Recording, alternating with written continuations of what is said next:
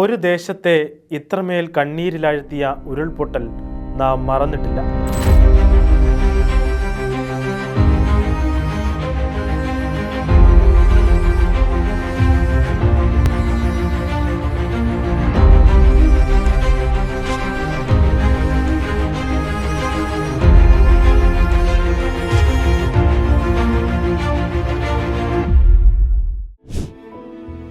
അനേകരെ രക്ഷിക്കാൻ ഓടി നടന്ന അധ്യാപകൻ്റെ ജീവൻ പൊലിയുകയും നിരവധി വീടുകൾ ഒലിച്ചു പോവുകയും ഒട്ടേറെ പേർ നിരാലംബരായി മാറുകയും ചെയ്ത ഈ സംഭവത്തിന് ശേഷം ഒരു മാസമായിട്ടും അധികൃതർ ഇവിടേക്ക് തിരിഞ്ഞു നോക്കുന്നില്ല.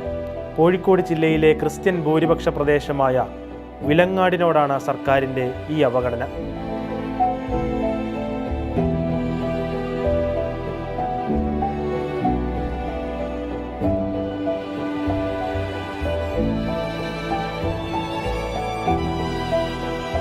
വിലങ്ങാട് മേഖലയിൽ ശക്തമായ മഴയെ തുടർന്ന് വീണ്ടും ഉരുൾപൊട്ടൽ ഭീഷണിയുണ്ടായി. 23 കുടുംബങ്ങളെ മാറ്റി താമസിപ്പിച്ചു. കഴിഞ്ഞ മാസം ഉരുൾപൊട്ടി മനുഷ്യജീവൻ നഷ്ടപ്പെടുകയും കനത്ത നാശവുമുണ്ടായ മഞ്ഞച്ചീളിയിൽ നിന്നാണ് 23 കുടുംബങ്ങളെ മാറ്റി താമസിപ്പിച്ചത്. ചൊവ്വാഴ്ച പുലർച്ചെ Vilangad parish hall, Manjakkunnu parish hall എന്നിവിടങ്ങളിലേക്കാണ് പ്രദേശവാസികളായ ദുരിതബാധിതരെ വീണ്ടും മാറ്റി പാർപ്പിച്ചത്. തിങ്കളാഴ്ച രാത്രി മുതൽ പ്രദേശവാസികളിൽ വീണ്ടും ഭീതി പടർത്തി വിലങ്ങാട് മലയോരത്ത് അതിശക്തമായ മഴ പെയ്യുകയായിരുന്നു. മഴ മണിക്കൂറുകൾ നീണ്ടതോടെ ജൂലൈ 30-ന് ഉരുൾപൊട്ടലുണ്ടായ അതേ ഭൂമിയുടെ മുകൾ ഭാഗത്ത് മണ്ണിടിച്ചിൽ ഉണ്ടാവുകയും കൂറ്റൻ പാറകളും മണ്ണും ഒലിച്ചിറങ്ങുകയുമായിരുന്നു. വനമേഖലയിലും മഴ കനത്തതോടെ പുഴയിൽ ക്രമാതീതമായി ജലനിരപ്പ് ഉയരുകയും വിലങ്ങാട് ടൗൺ പാലം വെള്ളത്തിനടിയിലാവുകയും ചെയ്തു. ഈ കാണുന്ന പ്രദേശം വായാട് എന്നറിയപ്പെടുന്നൊരു പ്രദേശമാണ്. ഈ കഴിഞ്ഞ 30-ാം തീയതി പുലർച്ചെ 12:30-ക്ക് ശേഷമുണ്ടായ വലിയ ഒരു ഉരുൾപൊട്ടലിൽ ഈ പ്രദേശം പൂർണ്ണമായിട്ടും തകർന്നിരിക്കുന്ന കാഴ്ചകളാണ് നമ്മളിപ്പോൾ കണ്ടുകൊണ്ടിരിക്കുന്നത്.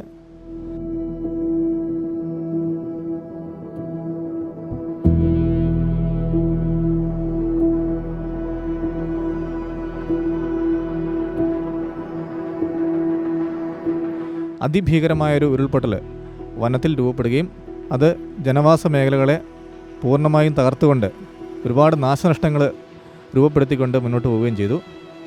ഒട്ടേറെ ആളുകൾ ഈ ഒരു ദുരന്തത്തിൽ കഷ്ടപ്പെടുകയുണ്ടായി.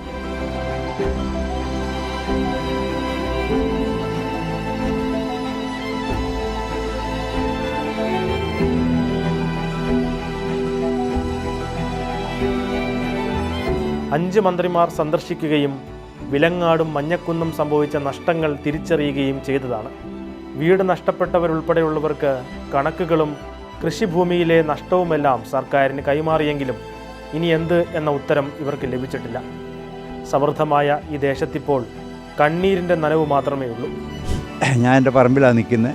പറമ്പിൻ്റെ 1 ഏക്കർ 75 സെൻറ്റ് സ്ഥലമുള്ളതിൽ ഏകദേശം ഒരു 30 സെൻറ്റ് സ്ഥലത്തോളം എനിക്ക് നഷ്ടപ്പെട്ടിട്ടുണ്ട്. ഉരുള് പൊട്ടി വന്ന കല്ലുകളാണ് ഈ മുഴുവൻ കാണുന്നത് മുഴുവൻ. ഒരു 80 വർഷത്തോളമായി ഈ വിലങ്ങാട് ഈ മഞ്ഞക്കുന്ന് പ്രദേശത്തെ കുടിയേറ്റം ആരംഭിച്ചിട്ട് കാരണവന്മാരുടെ കാലത്ത് പോലും പറഞ്ഞ് കേൾക്കാത്ത വിധം അത്ര അതിഭീകരമായൊരു ഉരുൾപൊട്ടലാണ് ഇപ്പോൾ സംഭവിച്ചിരിക്കുന്നത്. വയനാട്ടിലെ ചൂരമലയിലുണ്ടായ ആ ഏകദേശ സമയത്ത് തന്നെയാണ് ഇവിടെ ഉരുൾപൊട്ടിയത്. അപ്പോൾ അതുമായിട്ടൊരു ബന്ധമുണ്ടോ, ഒരു ഭൂകമ്പമോ എന്തെങ്കിലും ഉണ്ടായതിൻ്റെ ഭാഗമായിട്ടാണോ ഈ ഉരുൾ പൊട്ടിയെന്ന് പോലും ജനങ്ങളുടെ ഇടയിൽ ഒരു സംശയമുണ്ട്. വിലങ്ങാടിനെ സംബന്ധിച്ചിടത്തോളം ഞങ്ങൾക്ക് ആർക്കും ആ ദിവസം മറക്കാൻ കഴിയാത്തതാണ്. അപ്പോൾ അന്ന് ഏകദേശം രാത്രി 12 മണിയോടുകൂടി മഴ ശക്തമായി. അങ്ങനെ മഞ്ഞക്കുന്ന് പ്രദേശത്തും ഉരുൾപൊട്ടലുണ്ട്. മഞ്ഞച്ചീളി ഭാഗത്ത് ഉരുൾ പൊട്ടുന്നു. അവിടേക്ക് പലർക്കും എത്തിപ്പെടാൻ പറ്റുന്നില്ല. പറ്റുന്നവരൊക്കെ അവിടെ എത്തുക എന്നൊരു മെസ്സേജ് വിലങ്ങാട് ഗ്രൂപ്പിലൊക്കെ കിട്ടിയതിൻ്റെ വെളിച്ചത്തിലാണ് അന്ന് ഞങ്ങൾ ആ പരിസരത്തുള്ളവർ, മത്തായി മാഷും ഞങ്ങളും എല്ലാം ആ പ്രദേശത്തേക്ക് പോകുന്നത്.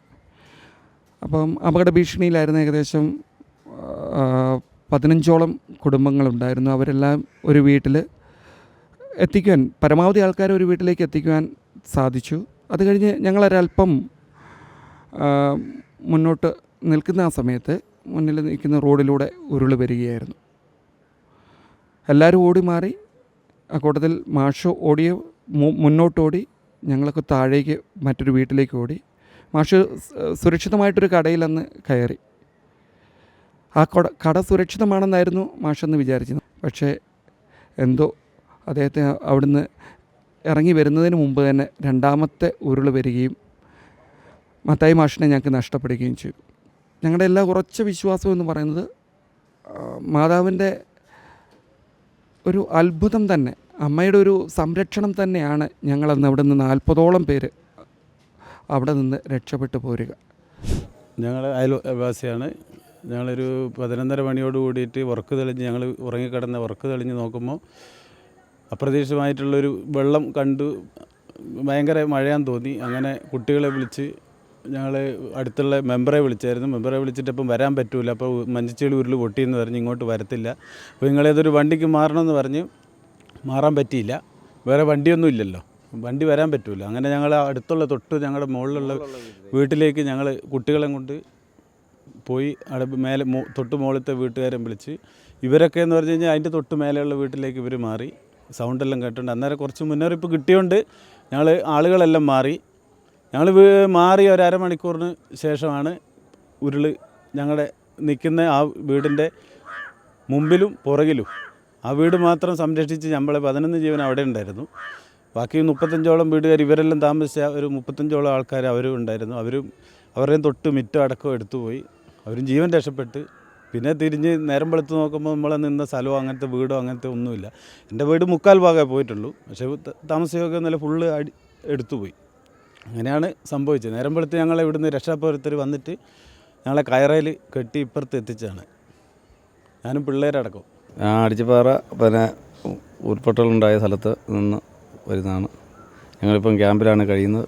ഇതിന് തൊട്ടപ്പുറത്ത് ചെറിയൊരു തോടുണ്ട്. അവിടുത്തെ ആ തോടും കവിഞ്ഞൊഴുകുകയും ആ പാലവും പോവുകയും ചെയ്ത് ഇവിടെയുള്ള ആൾക്കാരെ ഒറ്റപ്പെടുകയും ചെയ്തു. ഒരു 120 വീട്ടുകാരെ ഈ പ്രദേശത്ത് താമസിക്കുന്നുണ്ട്. ഇതിനു മുമ്പ് ഉണ്ടായതൊക്കെ വളരെ ചെറിയ ചെറിയ ഉരുളുപൊട്ടലും ഇത്രയും ഭീകരമായിട്ട് ഒരിക്കലും അനുഭവപ്പെട്ടില്ല. ഈ ഉരുൾപൊട്ടൽ വന്നതോടുകൂടി 120 വീട്ടുകാരെ ഒറ്റപ്പെട്ടു. അവർക്ക് ഒരു പുറം ലോകമായിട്ട് ബന്ധപ്പെടാൻ ഒരു വഴിയും ഇല്ലാതെ വന്നതോടുകൂടി താൽക്കാലികമായിട്ട് വളരെ പെട്ടെന്ന് ഉണ്ടാക്കിയ ഒരു പാലമാണ് ഇതിൻ്റെ പുറകിൽ കാണുന്നത്.